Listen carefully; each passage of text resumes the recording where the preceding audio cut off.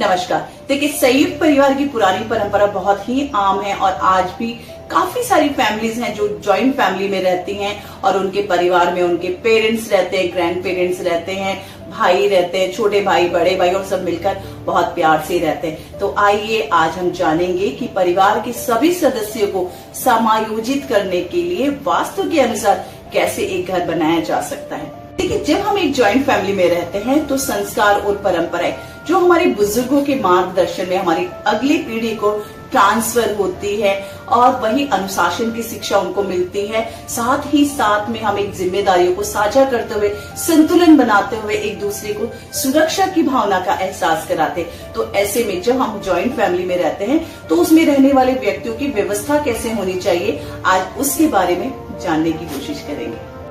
देखिए, जब आप एक ऐसे मकान में रहते हैं जो एक रो हाउस है या जमीन पर आपने अपना एक घर बनाया हुआ है, तो अगर आपके मकान के पूर्व या पश्चिम दिशा में सड़क है तो ऐसे में कहा जाता है कि जो घर का सबसे बड़ा भाई है उसको मकान का जो दक्षिणी भाग होता है उसको वहां पर रहना चाहिए। उसी तरीके से घर में अगर कोई छोटा भाई है तो उसे मकान के उत्तरी भाग में यानी कि उत्तर में जो हिस्सा आता है उसमें उसको रहना चाहिए।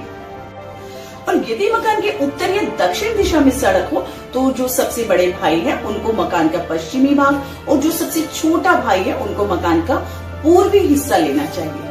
अगर बहुमंजिला मकान में आप रहते हैं तो बंटवारा करते हुए हमेशा ध्यान रखें कि जो सबसे बड़े भाई हैं उनको पहली मंजिल पर और जो ऊपर है उसको छोटे भाई को रहने के लिए देना चाहिए। तो इस तरीके से आप व्यवस्था कर सकते हैं। कि बड़े भाई को दक्षिण दिशा या फिर पश्चिम दिशा देने की बात कही जाती है तो उसके पीछे का जो लॉजिक होता है वो यही होता है कि ये स्थिरता की दिशा मानी जाती है, अधिकार पूर्ण मानी जाती है, तो जो बड़े भाई को मान सम्मान और स्थिरता दिलाती है। देखिए, उत्तर दिशा को धन और अवसरों से जोड़कर देखा जाता है, साथ ही पूर्व दिशा को ज्ञान और ऊर्जा का प्रतीक माना जाता है। तो जब छोटा भाई इन दिशा में रहता है तो उसकी जो लाइफ है वो बहुत ही ज्यादा तरक्की वाली हो जाती है, उसके जीवन में नए नए अवसर आते हैं, साथ ही उसको सकारात्मकता की ओर भी ये दिशाएं लेकर जाती है। देखिए, घर का अगर बंटवारा हो रहा है तो हमेशा ध्यान रखें कि कभी भी दक्षिण पूर्व और उत्तर पश्चिम यानी कि वायव्य कोण का जो हिस्सा है उसमें रहने से बचना चाहिए। साथ ही जब अपने मेन डोर के बारे में बात करें, मुख्य द्वार के बारे में